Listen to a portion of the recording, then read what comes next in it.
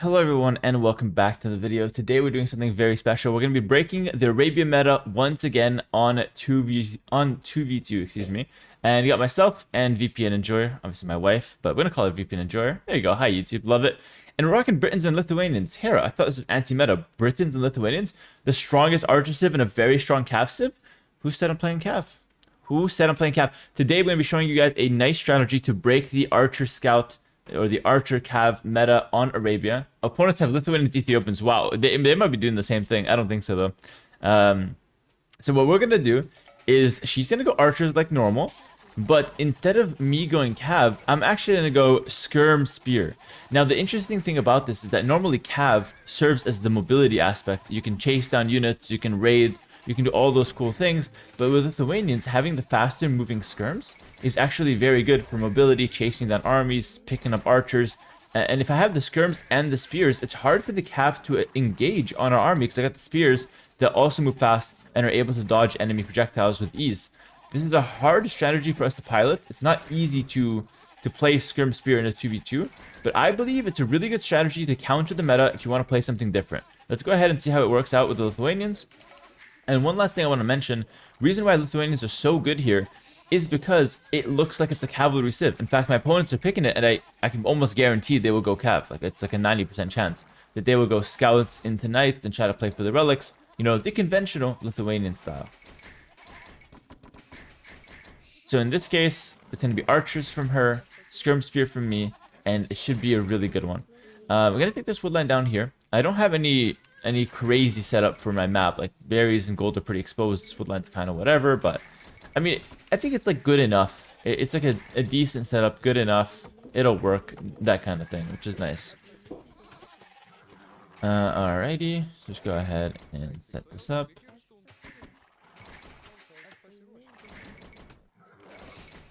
So probably do 2 on wood because we're gonna do a similar build to the scouts. And while I go ahead and do the build order, why don't you guys go ahead and like the video and subscribe if you haven't already. I like to do that reminder just in between, inside the video so you guys don't forget. Here we go. And also the scoreboard hasn't changed in a few days, but this is actually like a couple days after that date, so not like I'm recording all the 2v2s one shot. This is March 7th currently. Didn't have time to change it though. I had to do the YouTube intro. Alright, perfect. And really what's cool about these strategies is that I'm not running out of ideas. Like, I can come up with so many different anti-meta, unique, rogue strategies that people won't expect. I literally have an arsenal. But that being said, at the end of the video, I usually always ask you guys to recommend me some strats in the comments below in 2v2 format. Just to, you know, make sure we don't run out of ideas, because this format's really fun, and I love doing it. Alright, so we're gonna go to berries here. Again, none of this setup gives away that I'm going to be doing Skirm Spear, which is what I really like. Like, my opponents can never predict that I'm going to do this. It would be illogical for my opponents to predict that I'm doing Skirm Spear when I'm Lithuanians, you know, like a Cav Civ, doing a Cav build order. I'm looking for my deer. I think they have to be there, actually. So that's really good. I like hiding the strat. The more discreet you can be, the better. And one last thing I forgot to mention, yeah, they're there, is that we picked Britons as the archer civ because they have a team bonus that makes the archer ranges work 10% faster. It used to be 20, but it got nerfed. So 10% faster working range for both of us, which is actually huge. So that's going to be nice. I'm excited to see how this strat works out. I'm going to be able to make just one range and just spam skirmishers at a bit of a faster rate. Not huge, but, you know, 10% is solid. It's definitely a noteworthy bonus. We're up at around 18 or 19 pop. I think 19 no loom is probably correct. That makes sense. Go ahead and bring in the deer. There we go.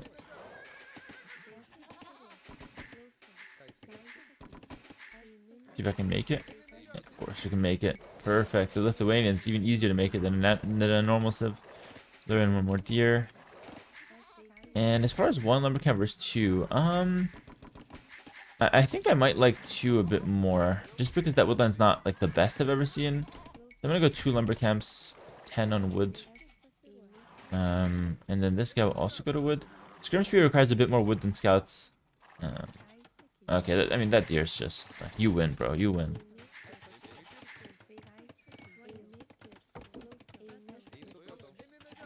Just because I didn't want him getting away. I'm not even gonna hunt him there. I'm just gonna make sure that he doesn't get to live. We don't want to reward bad deer behavior. I need one more here. Perfect. Okay, cool. So let's go ahead and see what our opponents are at. So obviously VPN Enjoyer looking clean, standard build with the archers. Barracks and range here to protect my gold. House wall here maybe. It's gonna be hard to wall my map, but I can try my best. Bit late on the range. I'm against Lithuanians. Let's see if he is gonna commit to a stable. It would be wild if he goes Skirm Spear as well. Like that would be like the funniest thing ever. If we just mirror each other. But again, I highly doubt that. Let's loop around his base, see what he's going for. Nothing on gold yet, but that's obviously expected. Don't think he would want to be on gold. The range. And a bit of a slow start, not the craziest build I've ever done. Was to wood a little late. That's the big problem. Did I get horse collar? Yeah, I could probably get horse collar. Start making some spears. Alright. And to start things off, let's talk about some game plan between us now. To start things off, I'm going to pressure the cavalry player with skirm and spears. They try to keep him open a little bit. And then afterwards, once I get a good amount of skirms, I will try to link up with, you know, the archer player with VPN Enjoyer. And if the green player has archers on the field, I can chase them down with my skirm. So we can really do big things to control the map and prevent them from, you know, ever moving out or ever pressuring us or whatnot. Blue player seems like he's very laid up, but it's actually a decent time. It's just, you know, a bit more of an old school build order. Kind of pressure him here with skirm and spear. He's going for like bigger walls than normal, but he's gonna indeed go for the stable. Ooh, goes for a spearman himself. But I've got the skirm here, so this is gonna get tricky for him. And take a look at the situation here. It's like he can't really counter me because I have a unit that's good in all situations, and he doesn't. He has only scouts. You can already see a little bit weird for him how to engage that situation. Not clear. All right. For another spear.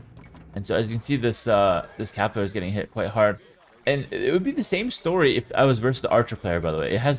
It doesn't really matter because the archer player would not make scouts, but he would have you know, archers, and they would get countered by the skirm. So what's good about the strat is that I get countered one person guaranteed. So the initial pressure will be annoying no matter who I'm up against. I don't even know what's better to be up against, scouts or archers. Like, ooh, it's not the best setup for him. We can leave these guys here for next force, so I'm getting a lot of pressure here. I don't know how strong these guys are rating-wise, but we can check at the end of the game to really just see how viable the strategy is, potentially. It'd just be annoying, like, the plan is not to kill units, actually. Like, this is the thing that it's hard to grasp with Skirm Spear, but the plan is not to kill units. It's to force, you know, villagers to make towers, to chase me around. That kind of stuff. Okay, let's check in with VPN Enjoyer now. Massing some archers. Maybe I make the way over to green space here.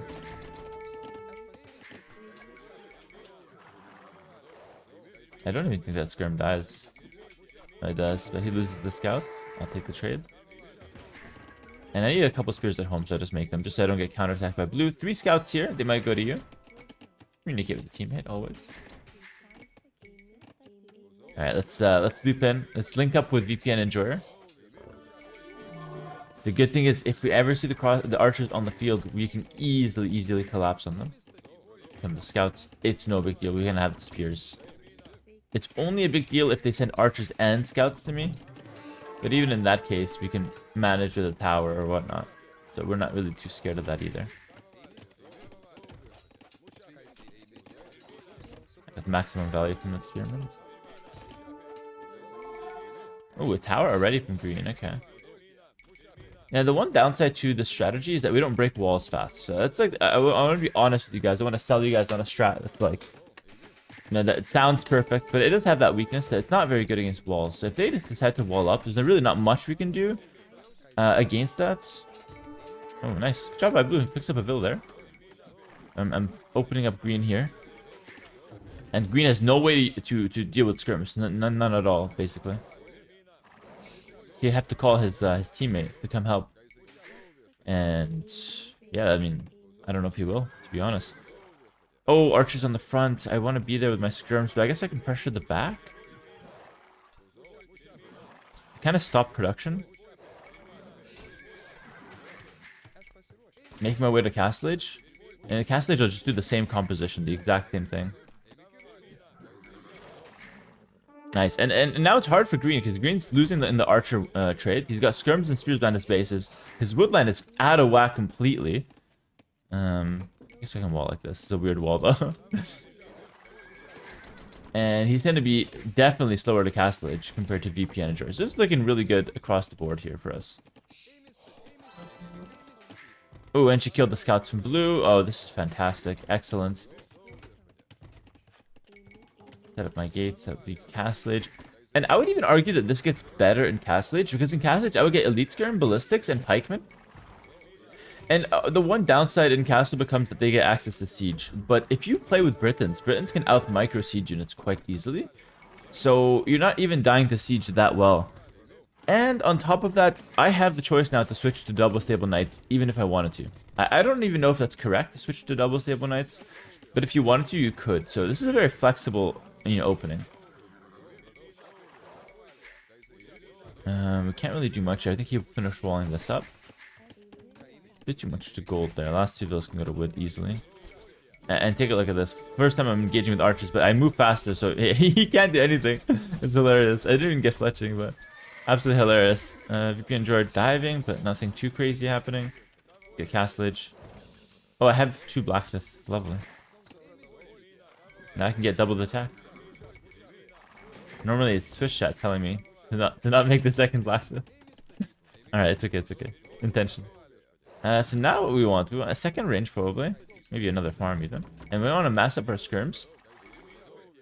And we want to rush ballistics like we would when you're playing archers. The reason for rushing ballistics, in my opinion, is because on a team game, there's so many units on the field at all times. And there's constant fighting. More so than in 1v1. In 1v1, you can kind of camp behind your walls, defend with Siege Monk, that kind of stuff. But in team game, there's so much army that defending is not really always viable unless you have your own big army. You can't really defend with no army. Then you start taking too much damage. Yeah, and he can't really step up with his archers. It just doesn't work. If he does that, I'm gonna punish him. They move faster. It's so good. You can do other civs like Vietnamese and Koreans as the skirm civ, but I think Lithuanians are the best because A, you have the option to switch to knights, and B, the faster moving skirms really could punish the archers. We didn't see it much this game, but I promise you that's like one of the biggest things. If they started attacking us, we're able to chase them, chase them down. I think that's a huge deal. Oh, going P1. Oh, yeah, perfect. I can join you there. Fantastic. Okay, look at this. I literally just chased him down. All he did was step up. Good job, though. He ran into the TC. And this is my initial feudal army. It's taking 2 players. I'm at the castle. They're still trying to deal with that. I don't care about it. We're going to let it die. Elite Skir and Bodkin. Going to run over here. She's going to open up the wall. And here's the beautiful part. She's going to have crossbows in his base. If ever green comes in with his crossbows, he's not going to do anything versus the skirms. So, we have them in checkmate from the start of the game, basically. Just because of how awkward it is to deal with skirm and spear. And this is even considering that both of them made a tower. So, like, they took a lot of damage. They can't really boom effectively. This guy made 2 towers, in fact.